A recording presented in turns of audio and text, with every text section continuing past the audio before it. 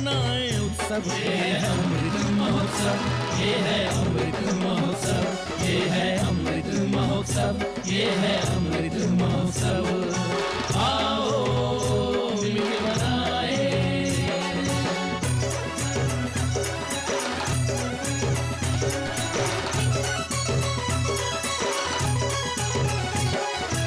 आजादी की ऊर्जा का है अमृत, नए नए विचारों का है अमृत, नए नए संकल्पों का है अमृत, आत्मनिर्भरता का ये अमृत।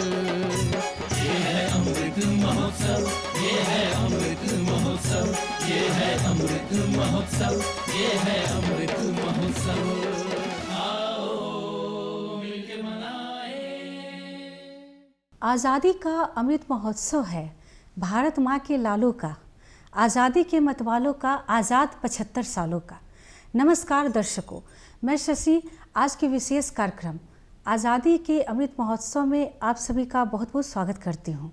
आज़ादी के 75 वर्ष पूरे होने पर हमारे प्रधानमंत्री श्री नरेंद्र मोदी जी ने आज़ादी का अमृत महोत्सव मनाने का ऐलान किया। आज़ादी के अमृत महोत्सव के माध्यम से भारत अपने लोगों की सभ्यता, संस्कृति और उनके उपलब्धियों के गौरवशाली इतिहास का जश्न मना रहा है। आने वाला 25 वर्ष देश के लिए अमृत काल होगा। आज हम बात करेंगे साहित्य और संस्कृति के दर्पण में आज़ादी का अमृत महोत्सव। इस विषय पर चर्चा करने के लिए आज हमारे साथ मौजूद हैं बहुत ही खास मेहमान। ये साहित्य जगत के बहुत ही जाने माने प्रसिद्ध साहित्यकार, कवि, लेखक और बिहार साहित्य सम्मेलन के अध्यक्ष डॉक्टर अनिल सुलभ जी। आपका बहुत बहुत स्वागत है सर हमारे आज के विशेष कार्यक्रम में। बहुत धन्यवाद आपका शशि जी, मैं आभारी हूँ आपका भी और दूरदर्शन का भी। सर सर्वप्रथम आपसे ये जानना चाहूँगी कि आपका कला और साहित्य के प्रति रुझान कब से हुआ और सृजन की शुरुआत आपने कब से की? बहुत ही अच्छा प्रश्न है शशि जी आपका, और इसकी शुरुआत मैं बचपन से मानता हूँ।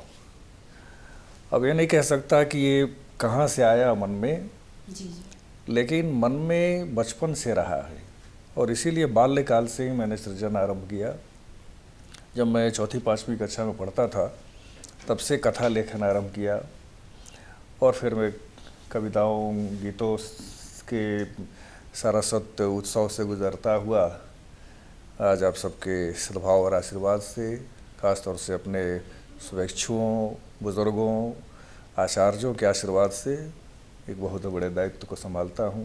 बिहार हिंदी साहित्य सम्मेलन का अध्यक्ष होना एक बहुत बड़े गौरव की बात है, जिस पद को देश रत्न डॉक्टर राजेंद्र प्रसाद ने, आचार्य श्री पूजन सहाय ने, राजा राधिका रमन प्रसाद सिंह जी ने, राम वृक्ष बेनीपुरी ने, दिनकर ने, किन किन महारथियों का नाम लो, उन लोगों ने जिस पद को सुशोभित किया, आज ईश्वर ने मुझे वो अवसर दिया है, वो सेवा का अवसर दिया है। चेष्टा कर रहा हूँ कि साहित्य की जितनी भी हो सके हार्दिकता से मन प्राण दे करके सेवा कर सकूं, क्योंकि साहित्य जोड़ता है। साहित्य केवल लेखन का कार्य नहीं करता, साहित्य केवल समाज को दर्पण नहीं दिखाता, ये समाज को निर्देशित भी करता है और उससे भी बड़ी बात यह करता है कि साहित्य सहित करता है, जो इसका अर्थ है सबको लेकर चलता है, सहित चलता है और सबको जोड़ता है। ये साहित्य की विशिष्टता है। सर जैसा आपने बताया कि बचपन से ही आपका रुझान साहित्य की तरफ था, तो ये बहुत ही बड़ी बात है, बहुत ही अच्छा। शुरू से ही देखने को आते हैं, कहा भी गया है कि बचपन से ही झलकते हैं वो चीज़। जब इंसान किसी पद पे जाता है और उनमें जो काबिलियत होती है उसकी नींव बचपन से ही पड़ जाती है। तो ये बहुत ही अच्छा लगा और दर्शक भी जान पाए आपके बारे में ये बातें। तो सर मैं ये जानना चाहूँगी कि आज़ादी की लड़ाई में वर्तमान राजनेताओं के अलावा हमारे साहित्यकार, लेखक, इन लोगों का बहुत अहम रोल था, तो इस संदर्भ में आप क्या कहना चाहेंगे? आपने साहित्य की भूमिका के बारे में जानना चाहा है कि स्वतंत्रता आंदोलन में और उसके पश्चात साहित्य की क्या भूमिका रही। तो मैं गोपाल सिंह नेपाली की पंक्तियों से आपको उत्तर देने की चेष्टा करता हूँ कि हर क्रांति कलम से शुरू हुई, हर क्रांति कलम से शुरू हुई, संपूर्ण हुई, चट्टान जुल्म की कलम चली तो चूर्ण हुई, हम कलम चलाकर त्रास बदलने वाले हैं, हम कवि हैं इतिहास बदलने वाले हैं। तो जितने भी आंदोलन हुए विश्व में, भारत की बात नहीं कर रहा हूँ, भारत की का जो स्वतंत्रता का आंदोलन है वो तो अपने आप में एक उदाहरण है विश्व के लिए, लेकिन इसके पूर्व भी जितने भी आंदोलन हुए वैश्विक स्तर पर विश्व के विभिन्न देशों में, राष्ट्रों में, उन सभी आंदोलनों में लेखक की, कवि की सबसे बड़ी भूमिका रही है। क्योंकि भाव उत्पन्न करने वाला, समाज को उद्वेलित करने वाला, जागृत करने वाला वो कवि है, साहित्यकार है। और इसीलिए साहित्यकारों की सबसे महत्वपूर्ण भूमिका होती है। यूँ तो कहने के लिए किसी एक शायर ने एक कुछ ज़्यादा ही अतिरंजित बात कह दी थी कि कहा उसने कि खूने शहीदा से भी है कीमत में कुछ सवा, फनकार की कलम की स्याही की एक बूंद। तो उसने कहते कि स्याही की एक बूंद तो इतनी बड़ी बात कह दी। तो वह तो नहीं, लेकिन मैं इतना बस कहूँगा कि जो समाज में जो भी मानसिक, सामाजिक, सांस्कृतिक परिवर्तन होते हैं उसकी पृष्ठभूमि में साहित्य होता है। और इसीलिए जब इस देश में, यह देश में जब एक खलबली का शिकार था, जब स्वतंत्रता के लिए सबके दिलों में कुछ सुलगने लगा था, एक अग्नि सुलग रही थी, तभी से वो राष्ट्रभक्ति गीतों का एक आंदोलन आरंभ हुआ। और मैं तो ये भी कहता हूँ कि हिंदी भाषा का आंदोलन और स्वतंत्रता आंदोलन जो निर्णायक सिद्ध हुआ भारत की स्वतंत्रता में, ये दोनों आंदोलन समानांतर आरंभ हुए थे। और 1910 में अखिल भारतवर्षीय हिंदी साहित्य सम्मेलन की स्थापना हुई थी, और उसके 10वें वर्ष में बिहार में जब उसका अधिवेशन हुआ था, और जो देश रत्न डॉक्टर राजेंद्र प्रसाद जी के आग्रह पर आयोजित हुआ था, क्योंकि देश रत्न राजेंद्र प्रसाद जी, महात्मा गांधी, देश के सभी बड़े नेता उस आंदोलन से जुड़े हुए थे, हिंदी के आंदोलन से। तो उनके नियमित सदस्य थे राजेंद्र बाबू भी, गांधी जी भी। तो राजेंद्र बाबू के कहने पर 1919 में बिहार में उसका अधिवेशन हुआ, और उसी वर्ष बिहार हिंदी साहित्य सम्मेलन की स्थापना हुई। तो समस्त साहित्यकारों ने और उसके पूर्व के साहित्यकारों में, आप कहिएगा तो स्वतंत्रता के का जो प्रथम स्वर निकला वह उस अमर गीत से है जिसको आज हम वंदे मातरम कहते हैं। बंकिम चंद्र चट्टोपाध्याय, उन्होंने एक उपन्यास लिखा था आनंद मठ नाम से। उस आनंद मठ में उन्होंने यह गीत रखे थे, और मैं मानता हूँ कि इसी गीत ने भारतवासियों को उसकी अस्मिता की पहचान कराई। ये भारत क्या है, राष्ट्रीयता क्या है, वस्तु है। तो राष्ट्रीयता का भाव जगाने में इस वंदे मातरम गीत ने अद्भुत योगदान दिया, और स्वतंत्रता के आंदोलन में जो प्रथम पग बढ़ाए गए थे वो उन सभी कंठों से वंदे मातरम का गीत मुखरित हुआ था।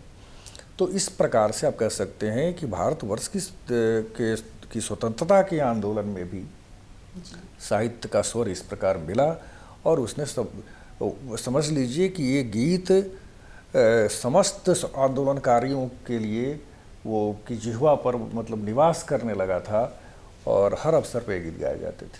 उसी प्रकार लगभग उसी काल में बिहार में एक बड़ा ही ओजस्वी गीतकार सामने प्रकट हुए, जिन्होंने एक लोक भाषा में, भोजपुरी में एक गीत लिखा जी।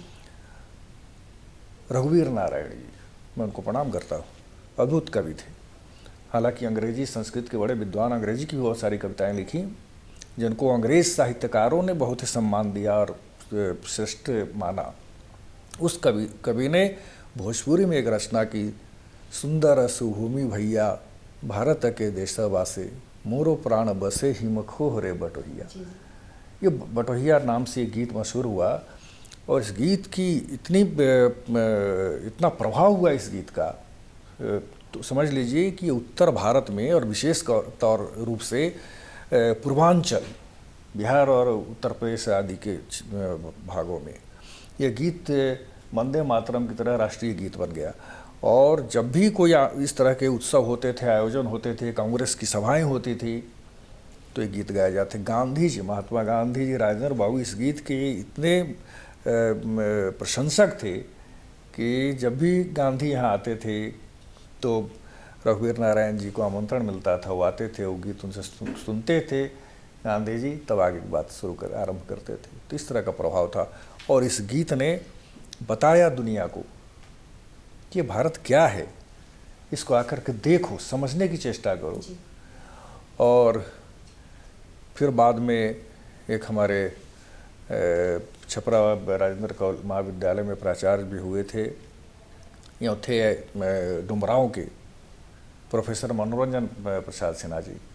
उन्होंने भी बटोहिया के तर्ज पर ही एक फिरंगिया नाम से एक गीत लिखा, और वह गीत भी उसी प्रकार से सबकी जिह्वा पर बैठ गया। और उस गीत में बटोहिया गीत से अधिक आक्रामकता थी। फिरंगिया कह करके उनको संबोधित किया था अंग्रेज़ों को, और बताने की चेष्टा की थी कि भारत क्या था, क्या हो गया और क्या बना दिया गया है इस स्वतंत्रता के काल में। उनकी एक पंक्ति है कि तर्ज वही है, सुंदर रसभूमि भैया के तर्ज पर, वही पूर्वी धुन में। तो कहा कि सुंदर सुधर रहे भारत, सुंदर सुधर भूमि भारत के रहे रामा, आज उहे भइल मसान रे फिरंगिया। और कहा उसमें एक बहुत ही आक्रामक पंक्ति फिर बाद में डाली कि भारत के छाती पर भारत के बच्चपन के बहता रकतवा के धार रे फिरंगिया। तो इस तरह से कह कर के उन्होंने पूरे देश को, यहाँ के बिहार उत्तर प्रदेश के लोगों को इस तरह से जगाया उन्हें कि खलबली उत्पन्न हो गई। अब ये गीत भी उसी तरह से स्वतंत्रता आंदोलन में जगह जगह गाए जाते रहे। तो इस प्रकार से कवियों साहित्यकारों ने स्वतंत्रता आंदोलन को बहुत ही बल दिया। सर, जैसा कि आपने कहा कि हमारी स्वतंत्रता की लड़ाई में हमारे साहित्यकारों का बहुत ही अहम रोल है। आपने बताया बहुत ही सारे साहित्यकार और कवियों के बारे में, जैसे वंदे मातरम की रचना जिन्होंने की, तो ये तो लोगों के मतलब जहन में हमेशा रहेगा, दिल में बसा हुआ है। जैसे आपने बताया सरफरोशी की तमन्ना अब हमारे दिल में है, तो ये एक ऐसी मतलब लोगों में एक ये जगाता है कि उनके अंदर जो जोश है उसे कवियों ने, साहित्यकारों ने जगाया। तो अब ये मैं जानना चाहूँगी कि हमारे बिहार के साहित्यकार जो हैं उनके क्या योगदान रहे हैं हमारे स्वतंत्रता संग्राम में। भारत की स्वतंत्रता के आंदोलन में जो सबसे बड़ी भूमिका रही है भारतवर्ष में, वो 4 प्रमुख प्रांत हैं, बिहार, उत्तर प्रदेश, पंजाब और बंगाल। अन्य प्रांतों में भी इसकी लहर दौड़ी, लेकिन इन चार प्रांतों ने सर्वाधिक महत्वपूर्ण भूमिका अपनी सुनिश्चित कराई है स्वतंत्रता आंदोलन में और साहित्य सृजन में भी। मैंने आपको बंकिम चंद्र चटर्जी जी के उपन्यास आनंद मठ का जिक्र किया,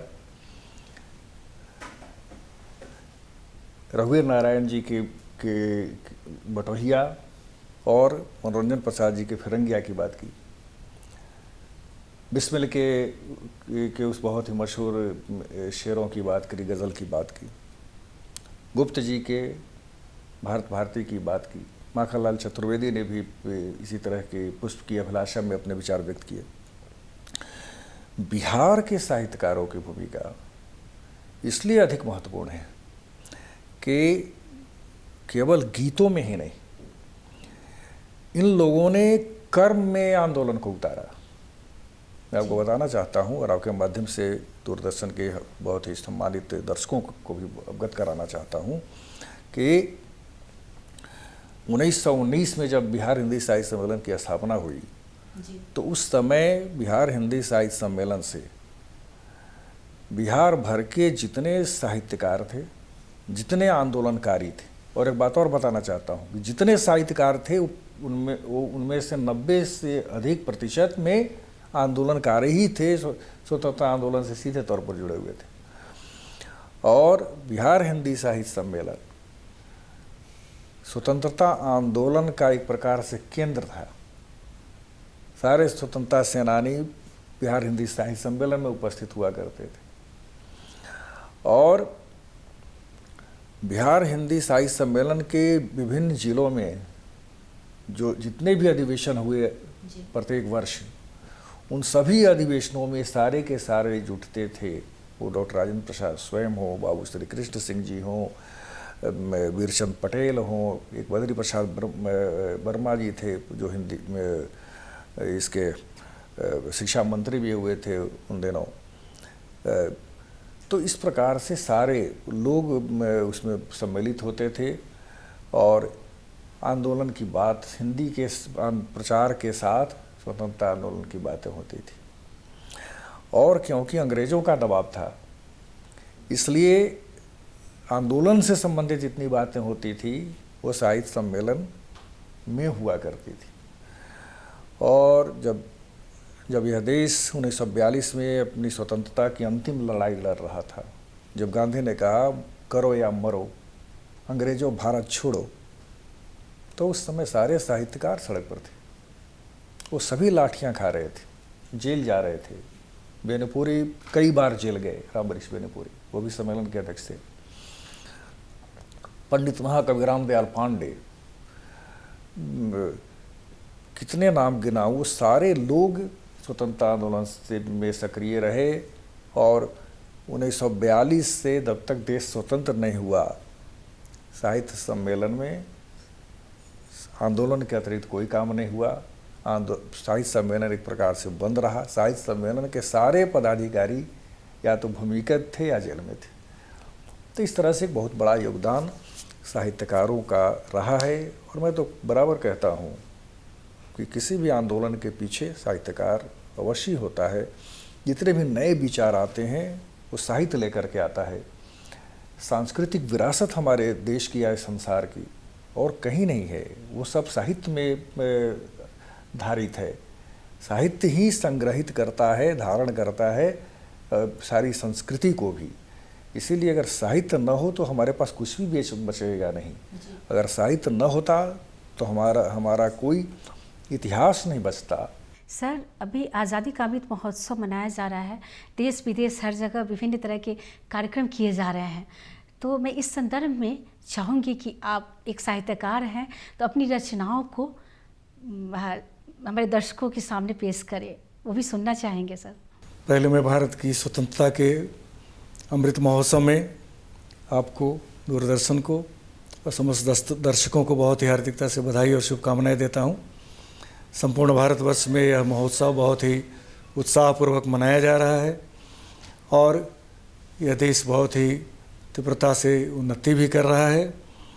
लेकिन बहुत कुछ कार्य अभी भी शेष बचे हैं जो भारत को करना है, भारतवासियों को करना है। और मैं चाहता हूं कि ये जो भीतर में आपकी आकांक्षाएं हैं वह समाप्त नहीं हों, आकांक्षाएं जीवित रहें, आपकी तड़प जिंदा रहनी चाहिए। तो उसी पर एक शेर कहा था कभी, तड़प है कि तलब है कि जिद है बाकी, तड़प है कि तलब है कि जिद है बाकी, यह दिल भी धड़कता है कि उम्मीद है बाकी। ये उम्मीद जिंदा रहनी चाहिए। और एक रोमानी शेर कह दिया कि वो जब से गए हैं दूर देकर दीद हमें, तब से इन आँखों में कहाँ नींद है बाकी। एक शेर और इसका कहना चाहूँगा। और ये कहा कि पहले कैसे कैसे लोग थे वो जिंदा लोग थे, अब वो दिखते नहीं हैं। और बहुत तकलीफ़ से इस शायर को कहना पड़ा, एक शेर, दर्द का शेर है कह लीजिए, कि उठ गए हैं वो लोग जो रहे कभी जिंदा, इस शहर में अब लाश और गिद्ध है बाकी। ये पीड़ा का शेर है, लेकिन मैं उत्साह की बात करना चाहूँगा और अपने दर्शकों से ये निवेदन करना चाहूँगा, समस्त भारतवासियों से प्रार्थना करना चाहूँगा कि आप उम्मीद को ज़िंदा रखें, देश के लिए काम करें और भारत की स्वतंत्रता को अब इस रूप में अक्षुण्ण रखना है कि हम कभी भी कमज़ोर अनुभव नहीं करें। भारत का हर एक व्यक्ति जब तक सुखी संपन्न नहीं हो जाता है तब तक हम देश को स्वतंत्र नहीं मान सकते। और एक अंतिम बात कहना चाहता हूँ बिहार हिंदी साहित्य सम्मेलन की ओर से कि देश की अब तक कोई भी एक राष्ट्रभाषा घोषित नहीं हो पाई। मैं आपके माध्यम से भारत के प्रधानमंत्री जी से निवेदन करना चाहूँगा कि वे हिंदी को भारत की राष्ट्रभाषा घोषित करें। और जिस तरह से भारत में एक राष्ट्रीय ध्वज है, एक राष्ट्रीय चिन्ह है, यहाँ तक राष्ट्रीय पशु पक्षी भी हैं, भारत की एक भाषा नहीं है, इसलिए भारत की राष्ट्रभाषा घोषित होनी चाहिए। सर, आप यहाँ आए और अपनी कविताओं के माध्यम से हमारे दर्शकों को बड़े खूबसूरत संदेश दिया। बहुत ही अच्छी कविताएं कही आपने, आपका बहुत बहुत धन्यवाद सर। आपका भी बहुत बहुत धन्यवाद। हमारे देश के कवियों और साहित्यकारों का ये महती दायित्व बनता है कि वो हमारे देश के बारे में सोचे और इस परंपरा को कायम रखे जो मैथिली शरण गुप्त की परंपरा है, प्रेमचंद की परंपरा है, नीरज की परंपरा है। दर्शकों, आपको हमारा आज का कार्यक्रम कैसा लगा? आप हमें सुझाव दे सकते हैं। हमारा पता है द्वारा केंद्र निदेशक डीडी बिहार, दूरदर्शन केंद्र, फ्रेजर रोड, पटना 800001। आप हमें ईमेल भी कर सकते हैं। हमारा ईमेल आईडी है directorddkpatna@gmail.com। आज के कार्यक्रम में बस इतना ही। अगले अंक में हम फिर मिलेंगे एक नए विषय और विशेषज्ञों के साथ। तब तक के लिए मुझे और मेरी पूरी टीम को दीजिए इजाज़त। नमस्कार।